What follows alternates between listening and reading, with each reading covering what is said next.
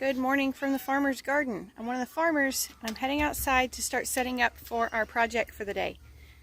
So today we are going to be processing some roosters. We've got around 20 or 25 of them. I can't remember exactly how many. Chickens are very hard to count. They move a lot. So I'm going to be setting up a space for us to work. Honestly, we hadn't really talked about where we're going to work, so I got to figure that part out too. So we will be butchering roosters. Hopefully I'll be able to show you the process. Parts of it are easier to show than others, but I will also try to not make it overly graphic because I know that's a problem for some people as well. So what I need to gather up right now is we have a propane cooker, like a fish cooker or a turkey fryer type base. We need a big pot full of water, and we'll be using that to scald the feathers so they come off easier. We have a brand new automatic plucker that my in-laws bought, and so we get to try it out on the exchange of we're going to help them do their roosters in another couple of weeks. So we're going to see how that goes today. This will be our first time using that, so we'll see how that goes. We need a table for working on. We need some really sharp knives, and we need a water hose nearby for rinsing and cleaning up and that sort of thing. So I'm going to get started gathering up all those supplies and getting them set up. Alright, I think we've got everything just about set up here. So I'm going to kind of give you the tour and show you how everything is set. We have processed roosters before, but we are not professionals, so we're going to show you what we do. But as with everything that we do your research, find out what's going to work best for you. Don't take our word for it as gospel truth, because this is our method. It's not necessarily the only method or maybe even the best method. It's just the one that we're going to use. So I'm going to give you kind of the whole tour, and then we'll start bringing some roosters over in just a few minutes. Alright, so currently Brandon is getting ready for our actual kill station. What we do with our roosters is we tie them by their back legs and hang them upside down. We have done a killing cone before. Brandon did not like the way the killing cone worked for us, so they're going to be hanging from that swing set, and we'll clean up under when we're done, but they're going to hang from the swing set for the actual killing process. Then we'll bring them over here. We have not put water in here yet, but we will fill this with water. This will be at a simmer, and we'll be able to dunk the roosters in, swish them a little bit until the feathers get softer. From there, they will move to, this is the plucker, and so all of this will be kind of spinning. There's a motor, it'll be spinning, some water going, and that'll rub off all the feathers. Then we'll be able to pull them out of there. So these will be bone-in, skin-on chickens. We'll bring them over here, and this is where we'll be able to cut them up. And today that's just going to look like head, legs coming off, and guts coming out. We have a bucket for all the extras, all the innards, and then we'll be able to put them in these bowls, and they'll move to the fridge for a few days. Well, probably just one day, and then they will move to bags for the freezer. Alright, I'm going to try not to be too graphic with this. So, this is our system. They hang here. We slit their throats. They're able to bleed out. And when they will flop around, they will move. That's nerves. If you've ever heard the saying, chicken with his head cut off, they do continue to move for a little bit after you slit their throat. But this one is dead, and he's going to be ready for the boiling pot in just a minute. And that softens up the feathers so we can take them off.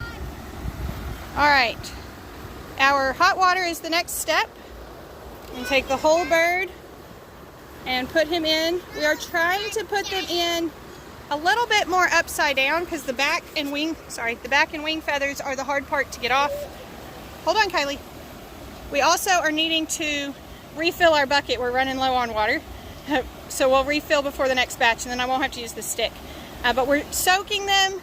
We've got it around 140 degrees. We're soaking them for a few minutes until the feathers begin to get soft and pull off. You can see at first they're a little bit harder to get off, and we're going to wait until those feathers soften up and come off easier, and then we can put it through the plucker. Okay, this one has been going for a few minutes, You can see these these feathers are getting a little looser.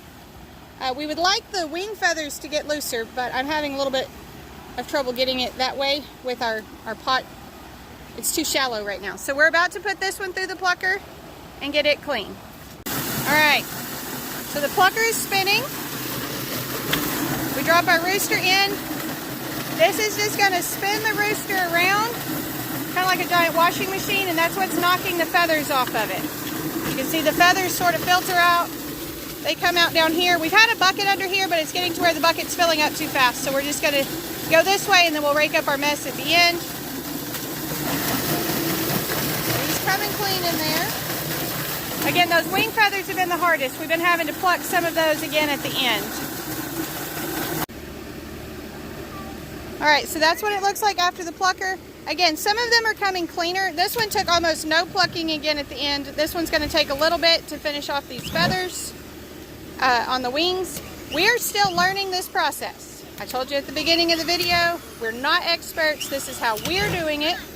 You watch how we do it, you can watch how other people do it, and you can get a better idea of how you want to attempt this for yourself. So that's how we're going to get them clean. We're going to finish getting those feathers off, and then we can start the actual cleaning process. All right, so this one is ready. Brandon's going to start cleaning it. We start by opening the back of the cavity, get a little opening in the skin for us to be able to work with.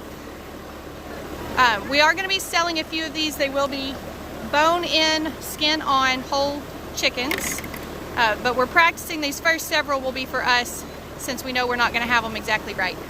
So he's already removed the legs. You just go in and cut at the knees. You can take the legs off.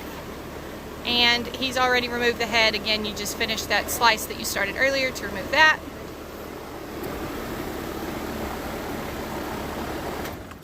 Oh, the air conditioner went off. It's quieter now. Okay, so now that the cavity is open, you don't have to rush. It'll be okay. Now that the cavity is open, he can reach in and pull out all the insides. We are not keeping hearts or gizzards or anything like that today, so it can all come out. All right, so the whole pile is going to come out. Oh. Did you bust the bile duct? I don't think so. We got a bit of a smell. That's the only thing you don't want to do, is bust that bile duct, because that will be nasty. And again, these first several will be for us so that we practice and we get it right, so that any of them that we sell are done well. We don't want to sell anything that's kind of done halfway. No, it's kind of squirting. We do take feed away from our roosters 12 to 18 hours before we're ready to do them. That keeps them from having as much in their system. With this heat, they keep water with them, but they don't have feed for those last few hours. And that keeps it a little bit cleaner for this process. So once you get that all clean, I'm going to show the inside. Probably down to lungs. Lungs are tricky. Lungs are going to be like super pressed up into those rib cages. Hold on, let me show. So this is a lung. I don't know how well you can see. This is a lung right here, and it takes some scraping to get that to come out. So there's the lung.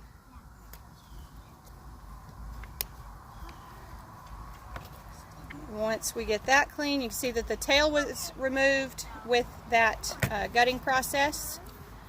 And then we will remove the neck as well. We're not going to freeze those. And so that one's almost clean. All right, so he's removing the neck now. That one's a little bit trickier. It's more of a kind of a ripping process. Okay, and now just some trimming up, cleaning up pieces. And our final step, in a second, we'll take it over to the water hose and we will rinse it good inside and out before it goes over to the fridge.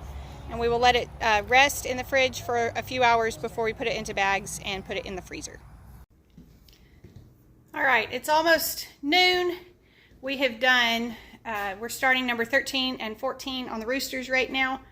To answer a common misconception, people ask us all the time, oh, I bet y'all eat so healthy. I bet you eat so healthy.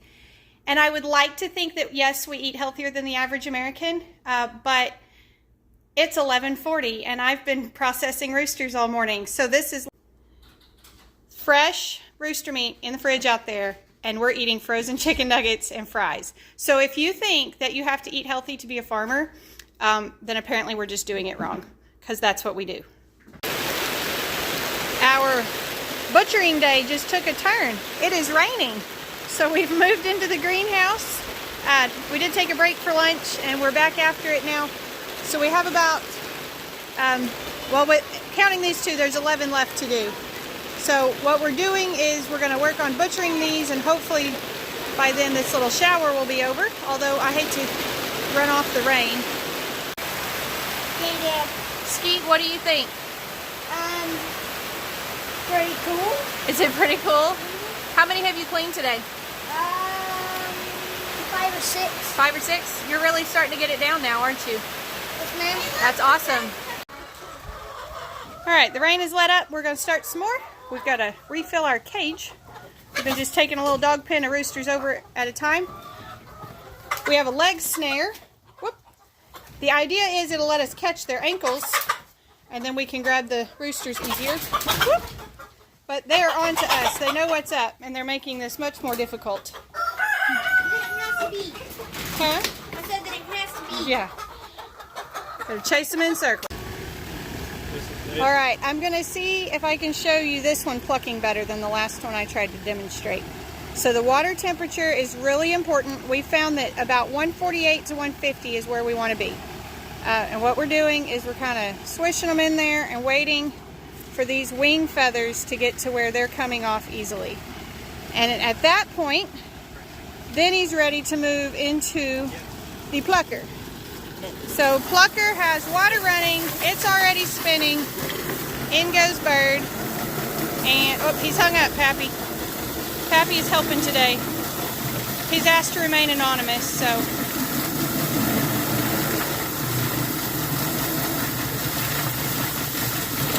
We also have found that feet up makes it easier as well, but they obviously don't stay feet up.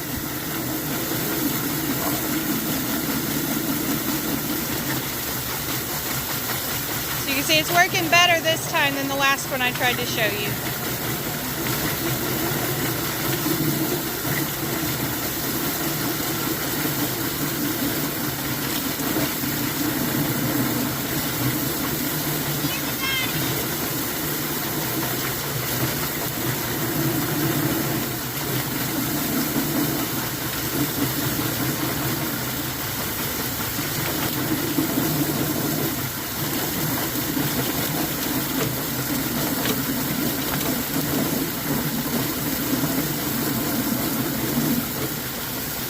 There you go. That's what they look like when they come out. So you can see he's nice and clean and ready for the table.